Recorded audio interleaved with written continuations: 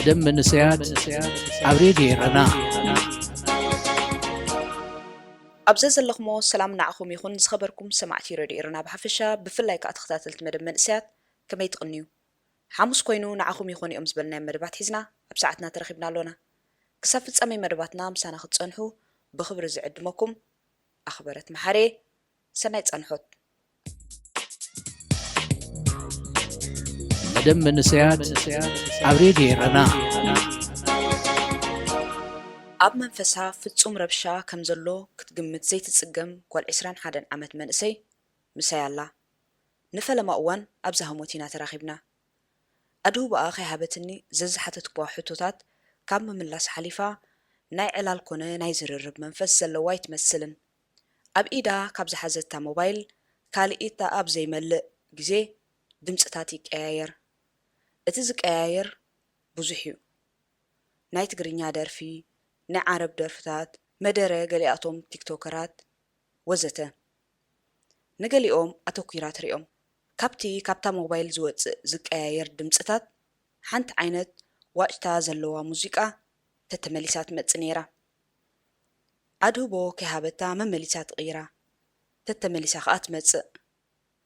إذن صغرن زقرص أزلوا انتاوتين نمجمرع أوان ناباي زقنعي بتبوغوس قلاوصيا أنا خا نزربا منقدي سلز خفتت اللي اسكا بمبال أبطقا غريبة كرئي جميرة أو يا زياتن إيراناوينين إيران زبال عدد فلتيو ديخي ملسخي هابتني قصيله نمثلا أنصار منغستي نعبل عيلان الله كمي مالت أنصار منغستي حوسخي تقدست نزحتو سندياتا منغستي زبل كون غبرايلو اگديدون نساتن كا ننبسنا ايتؤودانيخا كم دليتنا ينا نخون يلن انببلو الله انت دلين مالتيو مثلا كنتاي نزحتو وقت حتى نخلا قرب عتب زبلت تمثل منغستي بقديتا صغور خنت شفين كتكدالو كن يلون نساتن كا ايتقبلون اتحكي نويح زغبر اكو انتخونه حججن حنت خنداخت تخون منسي صغورخي ايتشفن كنيلوم بوليس حيزوما اب ايدوم كلاخا عارفه بدحريو زون كلن تريين زل خوالد بسنك بوليس يامي تايلن يطابق على اب زخون عدي كوم يزغبر منغستي نهزبي اعمصو ويكا بدلون تلو ات حزب تلعيلو نت منغستي هوي بلومو شعت منغستي وي كاب سلطانو يله حقتاتون اكايدون يعري ات منغست تاليو شع خمن منغست خون كم زبيلاخت حتى ننكلا كم مبزحتنا ايرتراوያን منسات بزعبا سرعه منغستي كما يتكل كما يمرح بخمي كقوم زبل مبقتاو فلطو كم زي بلا خفلط ايتشجركن ابغودنا مقامت اي استخاخيله كما يمسلكي منغستي حزب مسمرصو نتا هاجر محادره ات حزب زمرصو منغستي كم تحزب زدليو اخون انت دازيهاليو مليسو خات حزبي يوردو اما حتى يكوت منغستن توريدس من يمرح بدحريو من بريزيدنت خون مالتيو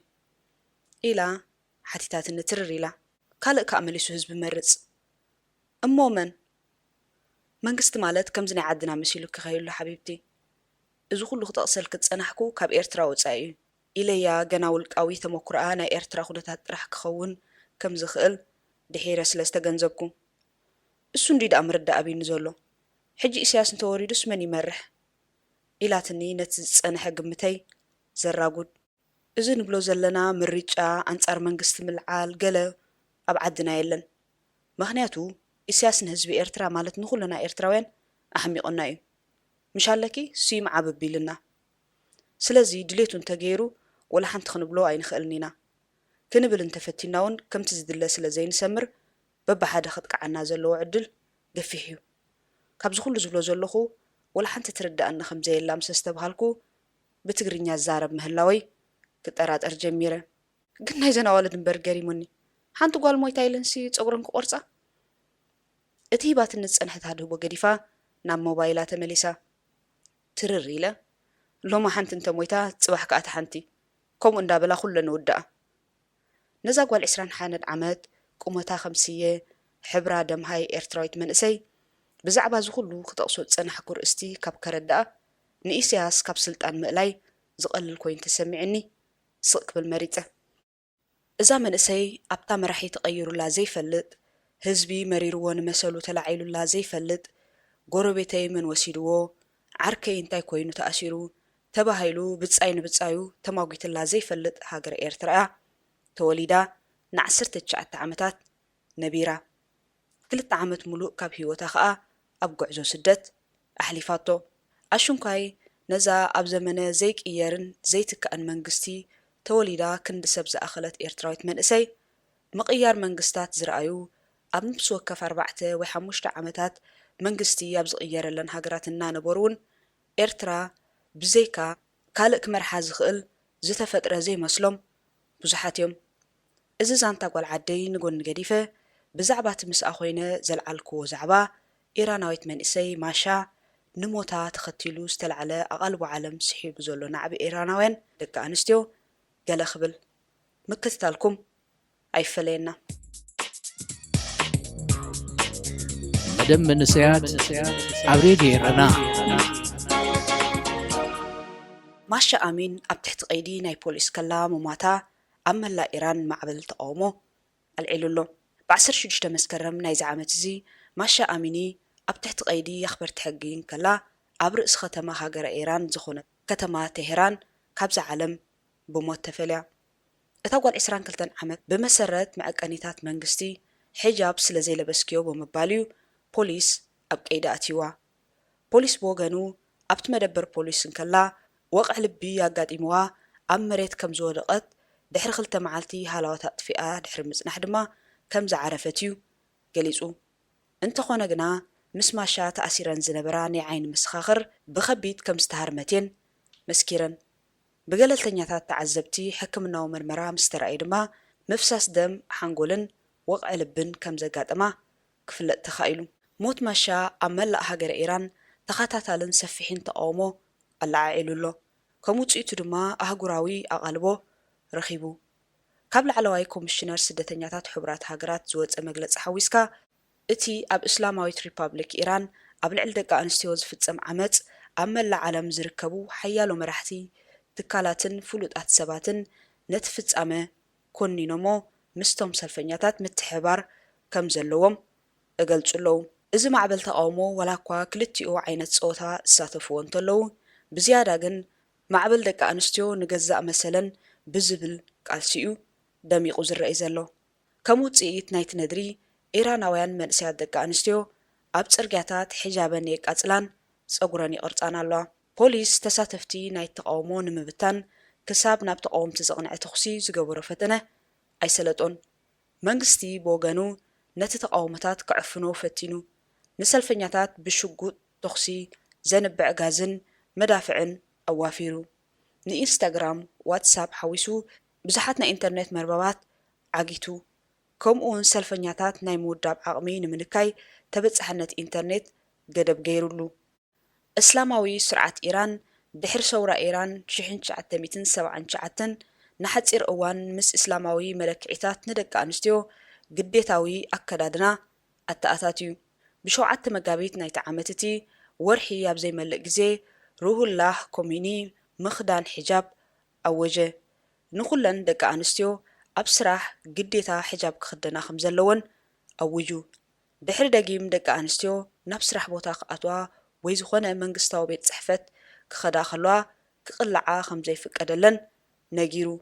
ብዘይ ሒጃብ ንዝኸዳ ድማ ዕርቃነን ከም ዘለዋ ክብል ሰሚይዎ ድሕሪ ሰውራ ኣብ ልዕሊ ደቂ ኣንስትዮ ብመሰረት መዐንቀኒታት መንግስቲ ኣብ ልዕሊ ሒጃብ ንዘይለበሳ ዝፍጸም ዓመፅን ግፍዕን ልሙድ ኮይኑ ብኣባላት ኣኽበርቲ ሕጊ ይኹን ብደገፍቲ ስርዓት ድማ ከም ቅቡል ተራእዩ ካብ 1980 ዓመተ ምህረት ጀሚሩ ደቂ ኣንስትዮ ብዘይ ሒጃብ ናብ መንግስታዊ ይኹን ህዝባዊ ህንጻታት ክኣትዋ ወይ ኣብ ስራሕ ክሳተፋ ኣይከኣላን ኣብ 1983 ብዘይ ሃይማኖታዊ ሒጃብ ኣብ ቅድሚ ህዝቢ ዝቐረባ ደቂ ኣንስትዮ 74 ጅራፍ መግረፍቲ ክፍረዳ ዝብል ሕጊ ኣብ ሕጊ ዓንቀጽ ናይቲ ሃገር ሰፊሩ ብተግባር ከዓ ከም በዓል ሳባኮርድ ኣፍሪሻን ያሰማን ኣርያኒ ንዝኣመሰላ ብርክት ዝበላ ደቂ ኣንስትዮ ከቢድ ናይ ማእሰርቲ ፍርዲ ተፈሪደን እቲ ሕግታት ኣከዳድና ከም ሓፈሻዊ መምርሒ ዘገልግል ኮይኑ ልሙድ ግን ንፀጉሪ ምሽፋንን ኣፍ ልቢ ዝሽፍን ክዳን ምኽዳንን ይሕንፅፅ። ኣብ ደቂ ተባዕትዮ እውን ውሑድ ጽኑዕ ዝኾነ ኣከዳድና ይግበር።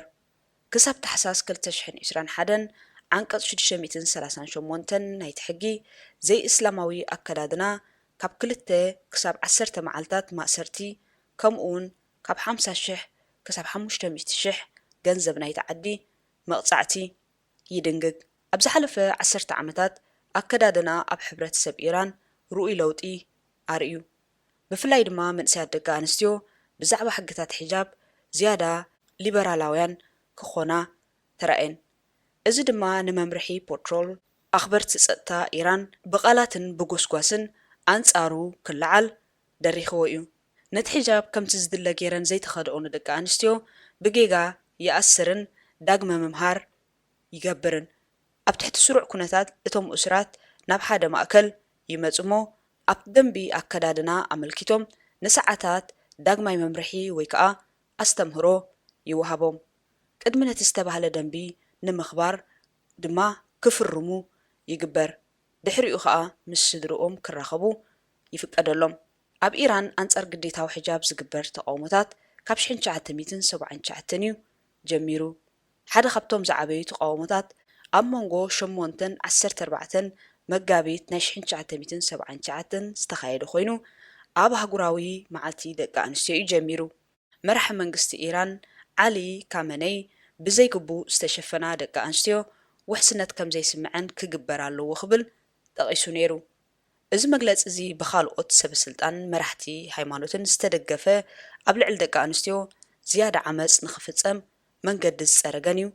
ነይሩ። ኣብ ማሕበራዊ ህይወት ኢራናውያን ክረአ እንከሎ ግና ኣብ ተመሳሳሊ ዓመት ዝተኻየደ መጽናዕቲ ከም ዘመልክቶ 58 ሚእታዊት ኢራናውያን ኣብ ሕጃብ ጠቕሊሎም ከም ዘይኣምኑ 72 ሚእታዊት ድማ ኣንጻር ግዴታዊ ሕግታት ሕጃብ ምዃኖምን ኣረጋጊጹ። እቶም ሕጃብ ዝድግፉን ሕጋዊ ግዴታ ክኸውን ኣለዎ ዝብሉን 15 ሚእታዊት ጥራሕ ምዃኖም እዩ ዊኪፔድያ ዝሕብር። መደብ መንእሰያት ኣብ ሬድዮ ኤረና ዝኸበርኩም ተኸታተልቲ መደብ መንእሰያት ንሎሚ ዘዳለናዮ መደብ ከም ዝተኸታተልኩሞ እዩ ነይሩ። ብዘቕረብናልኩም መደባት ዓጊብኩም ክትኮኑ ተስፋና እዩ። ክሳብ ዝመጽእ ሐሙስ ምዝተረፉ መደባት ሬድዮ ኤረና ንሓድጋኩም ሰናይ ቅነ